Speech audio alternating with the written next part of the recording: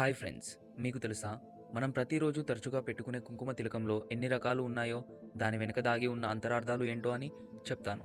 మన సనాతన ధర్మం ప్రకారం మనం నక్షత్రాలను, గ్రహాలని దైవంతో పోలుస్తాము. మరియు ఆయా గ్రహాల యొక్క శక్తిని మన చేతి వేళ్లలో ఉన్నట్టు భావిస్తాము. మనం పెట్టుకునే తిలకం కూడా ఆయా వేలిని బట్టి ఆయా సందర్భాన్ని, గ్రహాన్ని సూచిస్తుంది. మొదటిగా బొటనవేలు. ఈ వేలితో పెట్టే తిలకాన్ని విజయ తిలకం అంటారు. ఇది పూర్వం రాజుల కాలంలో రాజులు వేట కోసం అడవికి వెళ్లి విజయంతో రావాలని పెట్టేవారు. ఈ వేలిని కుజగ్రహంతో కూడా పోలుస్తారు. రెండవది చూపుడు వేలు. ఈ తిలకాన్ని మోక్ష తిలకం అంటారు. సాధారణంగా ఈ తిలకాన్ని చనిపోయిన వారికి మోక్షం కలగడం కోసం పెడతారు. పురాణాల ప్రకారం ఈ వేలు బృహస్పతి గ్రహాన్ని సూచిస్తుంది.